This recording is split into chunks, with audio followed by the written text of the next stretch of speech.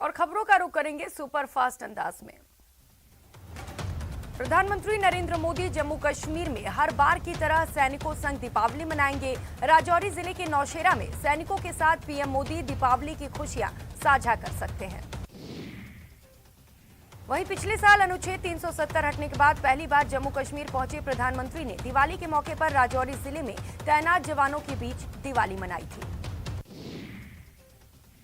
दिवाली मनाने सैफई पहुंचे सपा नेता अखिलेश यादव ने कहा, मैं भरोसा दिलाना चाहता हूं कि चाचा का सम्मान होगा, उनके दल को साथ लाने का काम करेंगे। नेताजी के जन्मदिन तो बाद में आएगा, मैं आज ही कह रहा हूं कि उनका सम्मान होगा। अखिलेश ने विलय के सवाल पर कहा कि शिवपाल सिंह की पार्टी से विलय नहीं होगा। उन्होंने कहा कि हम चुनाव में जा रहे हैं, जिस तरह से गठबंधन होता है उसी तरह से गठबंधन होगा। हिमाचल प्रदेश में 4 सीटों पर हुए उपचुनाव में सत्तारूढ़ बीजेपी को झटका लगने के बाद केंद्रीय मंत्री अनुराग ठाकुर ने कहा, हिमाचल प्रदेश बीजेपी समय पर होने वाली बैठक बुलाएगी, जनादेश पर चर्चा करेगी और इसके पीछे के कारणों की तलाश करेगी। केंद्रीय मंत्री ने कहा कि इस रिजल्ट से सीख लेते हुए आवश्यक सुधार के लिए कदम उठाए जाएंगे ताकि 2022 में एक बार फिर से कमल खिल सके। कैप्टन अमरिंदर ने मंगलवार को सोनिया गांधी को 7 पन्नों की लिखी चिट्ठी में कहा था कि सिद्धू को पंजाब कांग्रेस का अध्यक्ष बनाने के फैसले पर एक दिन पछताना होगा। इसके साथ ही कैप्टन ने यह भी कहा था कि कांग्रेस के कई मंत्री और विधायक अवैध खनन में शामिल हैं। कैप्टन की चिट्ठी पर जवाब देते हुए सिद्धू ने उन्हें धोखेबाज और दगा हुआ कारतूस बताया। सिद्धू ने कहा कि जब लोग गलत काम करते थे तब आप नींद में थे क्या? अगर मंत्री अवैध खनन में शामिल थे तो उन्होंने कार्रवाई क्यों नहीं की? G20 शिखर सम्मेलन और COP26 में भाग लेकर देश लौटने के तुरंत बाद प्रधानमंत्री नरेंद्र मोदी ने कम टीकाकरण करने वाले जिलों के डीएम के साथ वीडियो कॉन्फ्रेंसिंग के माध्यम से समीक्षा बैठक की। बैठक के बाद पीएम मोदी ने कोरोना वॉरियर्स को संबोधित किया। पीएम मोदी ने कहा कि टीकाकरण में तेजी लाने के लिए लोगों को जागरूक करना जरूरी है। उन्होंने कहा कि कोरोना वॉरियर्स को इसके लिए कैंपेन करना होगा और लोगों को समझाना होगा। पीएम ने कहा कि आप इसमें स्थानीय धर्मगुरुओं की भी मदद ले सकते हैं।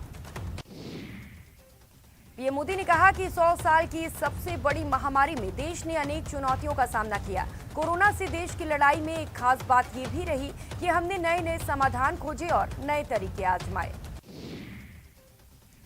पीएम मोदी ने कहा कि एक चुनौती अफवाह और लोगों में भ्रम की स्थिति भी है। अभी बातचीत के दौरान भी इसका जिक्र किया गया। इसका एक बड़ा समाधान है कि लोगों को ज्यादा से ज्यादा जागरूक किया जाए। पीएम मोदी ने कहा कि आप अपने जिलों में एक एक गांव, एक एक कस्बे के लिए अगर अलग अलग रणनीति बनानी हो तो वे भी बनाइए। पीएम ने कहा कि आप अपने क्षेत्र के हिसाब से 25-25 लोगों की टीम बनाकर भी ऐसा कर सकते हैं। जो टीमें आपने बनाई हो उनमें एक स्वस्थ प्रतियोगिता हो, इसका भी प्रयास कर सकते हैं। पीएम मोदी ने कहा कि सबको वैक्सीन मुफ्त वैक्सीन अभियान के तहत हम एक दिन में करीब 2.5 करोड़ वैक्सीन डोज लगाकर दिखा चुके हैं। ये दिखाता है कि हमारी कैपेबिलिटी क्या है, हमारा सामर्थ्य क्या है। पीएम मोदी ने कहा कि अभी तक आप सभी ने लोगों को वैक्सीनेशन सेंटर तक पहुंचाने और वहां सुरक्षित टीकाकरण के लिए प्रबंध किए। अब हर घर घर जाकर टीका इस जज्बे के साथ आपको पहुंचाना है। मोदी ने कहा कि हर घर पर दस्तक देते समय पहली डोज के साथ साथ आप सभी को दूसरी डोज पर भी उतना ही ध्यान देना होगा, क्योंकि जब भी संक्रमण के केस कम होने लगते हैं तो कई बार अर्जेंसी वाली भावना कम हो जाती है। प्रधानमंत्री नरेंद्र मोदी का अजमेर और खासकर पुष्कर से गहरा लगाव है। प्रधानमंत्री नरेंद्र मोदी 5 नवंबर को केदारनाथ के दौरे के दौरान पुष्कर के साधु संतों और पुष्कर वासियों को ब्रह्मा मंदिर चौक पर वर्चुअल माध्यम से संबोधित करेंगे। इस वर्चुअल संबोधन में पुष्कर से विधायक सुरेश सिंह रावत, बीजेपी प्रदेश अध्यक्ष सतीश पूनिया, प्रदेश संगठन महामंत्री चंद्रशेखर भी जुड़ेंगे। इसको लेकर तैयारियां शुरू कर दी गई हैं। पीएम के वोकल फॉर लोकल की मुहिम को आगे बढ़ाते हुए यूपी के अलीगढ़ में बीजेपी कार्यकर्ताओं ने घर घर मिट्टी के दिए बांटे और लोगों से मिट्टी के दिए जलाने की अपील की। धनतेरस के मौके पर उत्तराखंड के चमोली के प्रसिद्ध बद्री विशाल मंदिर के 10 क्विंटल गेंदे के फूल सजाए गए। धनतेरस के मौके पर मध्य प्रदेश के सीएम शिवराज सिंह चौहान ने पत्नी साधना सिंह के साथ भोपाल के रोशनपुरा में खरीदारी की। उन्होंने शगुन स्वरूप चांदी का एक सिक्का, पूजा की थाली और दीपक खरीदा। पूरी रामनगरी राममय हो गई है। नगर के साकेत पीजी कॉलेज से राम राज्याभिषेक शोभा यात्रा जय श्री राम के उद्घोष और शंखनाद के साथ रवाना हुई। झांकी में 11 रथ शामिल रहे। रथों पर भगवान राम के जीवन से जुड़े 11 प्रसंग दिखे और कलाकार मंचन करते नजर आए। इस यात्रा को डिप्टी सीएम दिनेश शर्मा ने हरी झंडी दिखाई। झांकियों की शोभा यात्रा साकेत पीजी कॉलेज से निकलकर नया घाट तक गई। झांकी में लोक कला के कई रंग देखने को मिले। अयोध्या में 5वें दीपोत्सव के लिए साकेत यूनिवर्सिटी को भव्य तरीके से सजाया गया। यहां भगवान राम के जीवन से जुड़ी लीलाओं की प्रदर्शनी लगाई गई है। इसके अलावा भगवान राम से जुड़ी कथाओं का मंचन भी किया जा रहा है। साथ ही कई सांस्कृतिक कार्यक्रमों का भी आयोजन लगातार जारी है। हनुमान जन्मोत्सव के मौके पर प्रयागराज के लेटे हनुमान मंदिर में भव्य कार्यक्रम का आगाज हुआ। इस मौके पर बैंड बाजे के साथ श्री राम भक्त हनुमान की भव्य शोभा यात्रा निकालते नजर आए। उत्तर प्रदेश के रामपुर के स्वार क्षेत्र में करीब 1 महीने से लोगों के लिए आतंक का पर्याय बना हुआ तेंदुआ आखिरकार पकड़ लिया गया। वन विभाग ने पिंजरा लगाकर तेंदुए को पकड़ा। जम्मू कश्मीर के पुंछ के मेंढर में सेना ने एक साथ कई कैंप का आयोजन किया। पाक सीमा से लगे इलाकों के लोगों के लिए फ्री मेडिकल कैंप के साथ साथ पशु चिकित्सा शिविर का भी आयोजन किया गया। कई वर्षों के बाद कश्मीर में केसर उगाने वाले किसान खुश हैं। उनकी खुशी का कारण ये है कि इस साल घाटी में केसर की बम्पर फसल हुई है। कश्मीर घाटी में अच्छी बारिश के कारण किसानों को लंबे समय के बाद सबसे अच्छी केसर फसल उगाने में मदद मिली है। केसर से जुड़े किसान खेतों से केसर के फूल तोड़ने में लगे हैं। मणिपुर के सीएम एन बीरेन सिंह ने गो टू विलेज के फेज 2 का शुभारंभ किया। थुबल में आयोजित इस समारोह में कलाकारों ने शानदार प्रस्तुति दी। प्रदेश में मौसमी बीमारियों के बढ़ते प्रकोप पर सीएम गहलोत गंभीर हैं। सीएम ने आज वीडियो कॉन्फ्रेंसिंग के जरिए विशेषज्ञों से बातचीत की। उन्होंने कॉन्फ्रेंस में आम लोगों से भी सुझाव लिए। पाली के पूर्व उप मुख्यमंत्री सचिन पायलट आज पाली जिले के जैतारण उपखंड के निम्बोल कस्बे में पहुंचे, जहां पर उन्होंने कांग्रेसी नेता मोहब्बत सिंह निम्बोल के निधन पर शोक जताया। लोकसभा स्पीकर ओम बिरला अपने 8 दिवसीय दौरे के दौरान दूसरे दिन कोटा में हैं। लोकसभा अध्यक्ष कैंप कार्यालय में आम लोगों की फरियाद सुन रहे हैं। जयपुर से जैतारण जा रहे पूर्व पीसीसी चीफ सचिन पायलट का आज अजमेर के हाईवे पर कांग्रेस और एनएसयूआई के कार्यकर्ताओं ने स्वागत किया। इस दौरान सचिन पायलट ने केंद्र सरकार पर जमकर हमला बोला। पूर्व डिप्टी सीएम सचिन पायलट सड़क मार्ग से जोधपुर के बिलाड़ा पहुंचे, जहां उन्होंने पूर्व मंत्री माधो सिंह दीवान के पुत्र को श्रद्धांजलि दी।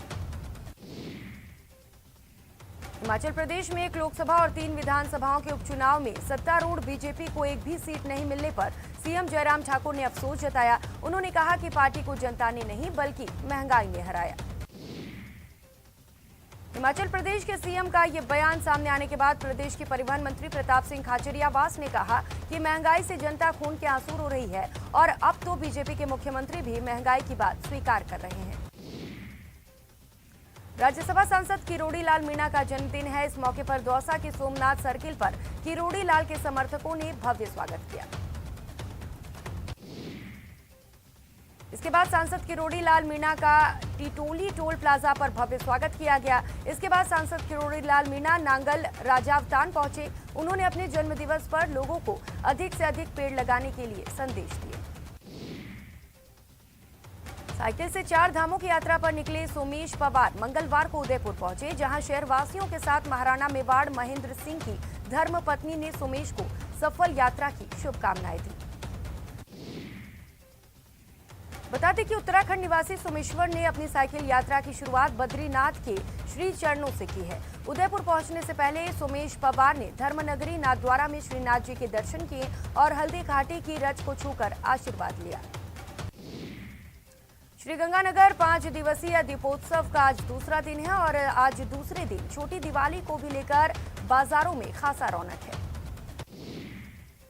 पोखरण के रामदेवरा कस्बे में पिछले 1 सप्ताह से फॉगिंग का कार्य जारी है, जिसको लेकर ग्रामीणों को मच्छरों से निजात मिल सकती है। श्रीगंगानगर दिवाली के पर्व को देखते हुए पुलिस अधीक्षक आनंद शर्मा के नेतृत्व में गंगानगर जिला मुख्यालय सहित सूरतगढ़, रायसिंह नगर और पदमपुर क्षेत्र में आदतन अपराधियों और अन्य सामाजिक तत्वों की धरपकड़ का अभियान जारी है। बाड़मेर के हर घर को नल से जोड़ने के लिए जनता को 100% जनता को पेयजल की सुविधा मिल जाए, इसको लेकर बाड़मेर जिला कलेक्टर लोकबंधु यादव ने बुधवार को कलेक्ट्रेट कॉन्फ्रेंस हॉल में जल जीवन मिशन कार्यों की समीक्षा की। दौसा में एक पटाखे की दुकान से बड़ा हादसा हो गया, जहां पटाखे की एक दुकान में आग लग गई। आग इतनी भयानक थी कि दुकान के आसपास रखी मोटरसाइकिल और साइकिल भी जलकर राख हो गई। कोटपुतली के सरुंड थाना इलाके में संदिग्ध हालात में युवक की मौत का मामला तूल पकड़ता जा रहा है। गुस्साए परिजन और ग्रामीण धरने पर बैठे तथा स्टेट हाईवे जाम कर दिया। डूंगरपुर जिले के कोतवाली थाना क्षेत्र के भोईवाड़ा में एक फल और सब्जी विक्रेता की उसके घर में संदिग्ध अवस्था में मौत हो गई। इधर मृतक के भाई ने मौत पर संदेह जताया है। झुंझुनू जिले के सूरजगढ़ थाना इलाके के कुलोट कला गांव में एक युवक के फांसी लगाकर जान देने का मामला सामने आया। सूचना पर मौके पर पहुंची पुलिस ने तफ्तीश शुरू कर दी। जैसलमेर होटल लोन धोखाधड़ी मामले में अभियुक्त एसबीआई के पूर्व चेयरमैन प्रदीप चौधरी को स्वास्थ्य कारणों का हवाला देते हुए जेल से डॉक्टर द्वारा जिला जवाहर अस्पताल में रेफर किया गया। श्रीगंगानगर के सूरतगढ़ के सदर थाना क्षेत्र के संगर गांव में युवक की आत्महत्या मामले में मृतक का सुसाइड नोट मिलने के बाद परिजनों ने शव उठाने से इंकार कर चिकित्सालय के सामने धरना दिया। शाहपुरा कस्बे में करीब 4 दिन पूर्व व्यापारी पर फायरिंग और लूट के मामले में बड़ी सफलता हाथ लगी। पुलिस ने इस मामले में मुख्य आरोपी को गिरफ्तार कर लिया। सीकर के दाता रामगढ़ इलाके में एक शर्मसार करने वाली वारदात सामने आई। यहां एक 5 साल की मासूम से दुष्कर्म का प्रयास किया गया। इस बुलेटिन में फिलहाल इतना ही। आप बने रहिए हमारे साथ। नमस्कार।